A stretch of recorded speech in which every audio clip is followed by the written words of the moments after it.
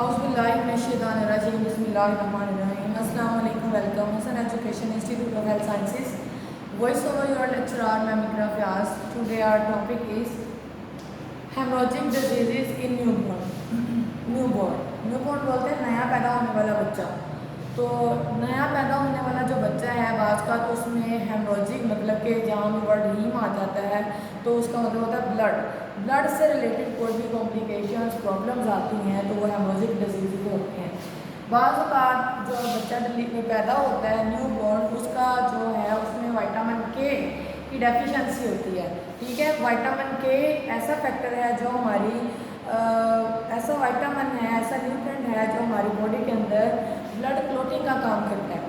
अगर हम उसकी जो है ना इंटेस्टाइन में जो ग्राम नेगेटिव बैक्टीरिया होते हैं जो विटामिन के जो है जो प्रोड्यूस करते हैं, अगर वो नहीं प्रोड्यूस कर पा रहे हैं, उसकी बॉडी विटामिन के नहीं प्रोड्यूस कर ली नेचुरली तौर पर, तो उसके अंदर ब्लीडिंग होना शुरू हो जाती है। वो गम्स में से ब्लीडिंग होना शुरू हो सकती है, वो इंट्राक्रेनियल सम टाइम उसके हमें शो नहीं हो रहे होते सिम्टम्स, कुछ सम टाइम हमें लेट शो हो रहे होते हैं। ठीक है, मतलब उसके किसी हिस्से में से ब्लीडिंग होना शुरू हो जाती है ड्यू टू विटामिन के डेफिशिएंसी जो कि हेमोरेजिक डिजीज में हो जाती है।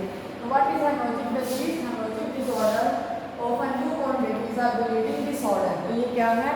ब्लीडिंग डिसऑर्डर है that manifested in first few weeks of life after delivery.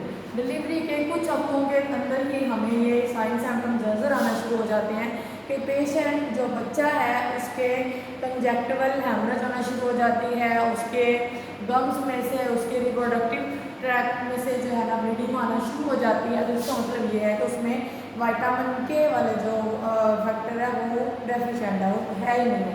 तो उसके लिए हमें क्या चाहिए कि हमें उसको फ़ौरन से जैसे ही बच्चे की डिलीवरी होती है, चाहे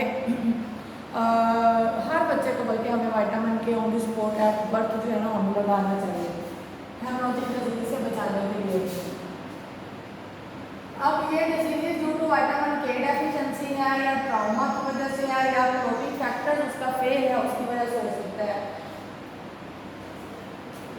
उसके बाद है जी वो कह रहे हैं कि BKDB क्या होता है? BKDB बोलते हैं विटामिन के deficiency bleeding. When cause in vitamin K deficiency it is referred to a vitamin K deficiency bleeding or BKDB।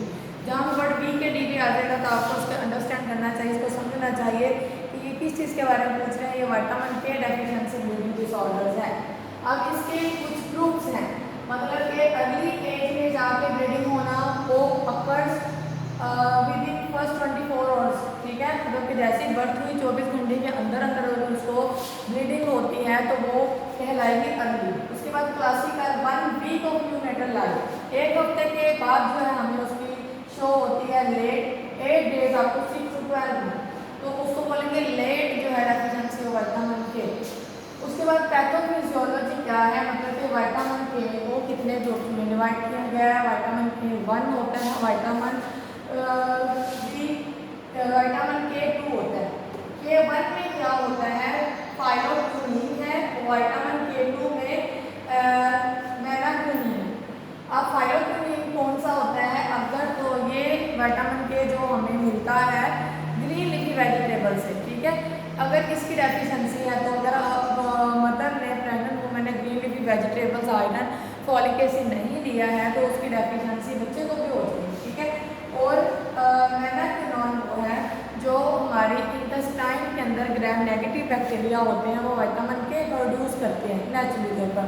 तो वो विटामिन के प्रोड्यूस नहीं हो रहा है तो वो विटामिन K2 जो है वो कहलाएगा। उसके बाद हिस्ट्री फिजिकल, मतलब कि आपका काजिज है किस वजह से विटामिन के डेफिशिएंसी हो रही है। अगर प्रेगनेंसी में उसने ऐसे ड्रग्स लिए हैं जो एंटीकोगुलेंट ड्रग्स हैं, जैसे कि वेफरिन हो गया, जैसा कि सैलिसाइलेट्स हो गया ड्रग्स, ये अगर उसने लिए हैं तो फिर उसको डेफिशिएंसी विटामिन के की होने के जो बहुत ज़्यादा डेंजर्स होते हैं, खतरात होते हैं। उसके बाद उसके गेस्टेशनल पीरियड में preterm babies at a high risk of having vitamin के डेफिशिएंसी ब्लीडिंग। अगर तो कह रहे हैं कि बच्चा प्री टर्म है, टाइम से पहले पैदा हो गया, उसमें इम्यूनिटी है ही नहीं है, बाकी चीज़ों में भी वो प्री मेच्योर है, तो जाहिर बात उसमें विटामिन के की भी डेफिशिएंसी होगी, उसके इंटेस्टाइनल प्रॉब्लम या उसको विटामिन के या फिर ब्लीडिंग डिसऑर्डर्स होंगे, तो जिसकी वजह से उसको जो है विटामिन के इंजेक्शन लगाना बहुत ज़रूरी हो जाता है।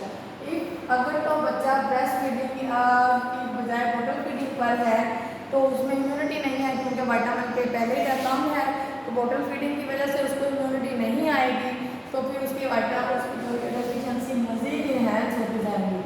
उसके बाद फिजिकल फाइंडिंग वो कह रहे हैं कि मज़ीद किसकी वजह से उसको विटामिन के डेफिशिएंसी जो है वो के चांसेस और ज़्यादा बढ़ जाते हैं। अगर तो बच्चे को तो पहला हेमाटोमा होगा, स्पाइरल हेमाटोमा मतलब कि सर के अंदर ब्लीडिंग जमा हो गई है फोर्सन डिलीवरी की वजह से या वेंट्रोस डिलीवरी की वजह से, या उसको कई बच्चे को इंट्राक्रैनियल ब्लीडिंग थी या इंट्राथोरेसिक ब्लीडिंग थी, मतलब उसको चेस्ट में प्रॉब्लम्स थी। उसके अलावा इंट्रा एब्डोमिनल ब्लीडिंग पेचे को शुरू होती है, उसकी वजह से मेलिना या हेमोटेसिस, मेलिना बोलते हैं स्टूल के अंदर उसके ब्लड आना शुरू हो जाता है, हेमोटेसिस बोलते हैं कि उसको वोमिटिंग के अंदर ब्लड आना शुरू हो जाता है, ब्लीडिंग फ्रॉम स्किन पैच, उसकी स्किन के जो ऊपर जो पैच बन जाता है फोर्सेप्स डिलीवरी करने के बाद बाज का उसमें से ब्लीडिंग होना शुरू हो जाती है, वो रुकती नहीं है क्योंकि उसमें विटामिन के की डेफिशिएंसी है। इसके अलावा ब्लीडिंग फ्रॉम म्यूकस और गम्स वगैरह से, उसके जो गम्स से ब्लीडिंग शुरू हो जाती है, या उसके सर्कमसिजन बच्चे के करवाए हैं, मेल पे भी हैं, उसके खतने करवाए हैं, तो उसमें से भी ब्लीडिंग उसको शुरू हो सकती है।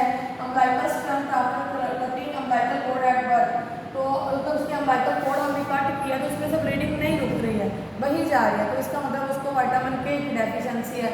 तो पहले ये कॉम्प्लिकेशंस आने से पहले हमें प्रिवेंशन करनी चाहिए कि हमें विटामिन के इंजेक्शन एट बर्थ लगा देना चाहिए, जो कि हम थाई के ऊपर लगाते हैं। ब्लीडिंग फ्रॉम वैक्सीनेशन साइट, बच्चे की हमने वैक्सीनेशन की, ठीक है, उधर से ब्लीडिंग नहीं रुक रही है, तो हमें पता चल जाना चाहिए कि इसमें विटामिन के की डेफिशिएंसी है, ठीक है। इसके अलावा हम कुछ डायग्नोसिस करवाते हैं, कुछ टेस्ट वगैरह करवाते हैं, वैल्यूएशन करवाते हैं, ये देखने के लिए कि उसमें क्या विटामिन के की डेफिशिएंसी है। कंफर्म करवाने के लिए हम बच्चे की सीबीसी करवाते हैं, क्लोटिंग प्रोफाइल टेस्ट करवाते हैं, एलिजा टेस्ट करवाते हैं, जो कि हमारे एंजाइम का टेस्ट होता है, हमारे इम्यून का टेस्ट होता है। उसके बाद हम मैग्नेटिक रेजोनेंस इमेजिंग मतलब एमआरआई का टेस्ट करवाते हैं, ठीक है। उसके बाद इसके ट्रीटमेंट क्या है, अगर तो विटामिन के डेफिशिएंसी है तो फिर हम इसका क्या इलाज करेंगे। पहले तो हम ये करेंगे कि ट्रीटमेंट ऑफ वीकेडी की जो ये विटामिन के डेफिशिएंसी ब्लीडिंग डिसऑर्डर्स हैं, इसको हमें प्रॉपर्ली एडमिनिस्टर करना है इन्फेंट के अंदर। जैसे ही बच्चा पैदा हुआ हम उसको विटामिन के इंजेक्शन लगा देना है विटामिन के की डेफिशिएंसी बीमारियों से बचाने के लिए, ठीक है। In case of severe life threatening bleeding immediate blood transfusion, अगर तो बहुत ज़्यादा सीवियर लाइफ थ्रेटनिंग है, जैसे बच्चा पैदा हुआ उसको ब्लीडिंग इतनी हुई है, कोड क्लैम्प करने के बाद वो रुक ही नहीं रही है, कोड में से आना शुरू हो गई है, तो ये लाइफ थ्रेटनिंग हो जाएगी। बच्चे में तो पहले खून की कमी है तो उसमें और ज़्यादा खून की कमी होना शुरू हो जाएगी, तो हमने उसको फिर ब्लड ट्रांसफ्यूजन करना है, ठीक है। सेकेंड ट्रीटमेंट दिया, उसके बाद हमने उसको इंट्रामस्कुलर जो बच्चा है जैसे पैदा हुआ ये सीवियर कॉम्प्लिकेशन से बचाने से पहले ही हमने उसको विटामिन के लगाना है। कितना लगाना होता है, 1 मिलीग्राम हमें लगाना होता है बच्चे को। वो कितने दिनों के अंदर पॉपुलेशन प्रोफाइल हमें मिलता है, वो 1 to 7 डेज के अंदर मिल जाता है, ठीक है। वो पॉपुलेशन फैक्टर होते हैं क्लोटिंग फैक्टर, क्लोटिंग करने का काम शुरू कर देता है, जिसको हम जिसकी वजह से हम उसको विटामिन के डेफिशिएंसी से बचा सकते हैं, ठीक है। जो होता है विटामिन के डेफिशिएंसी के disorders. Have a nice day, thank you.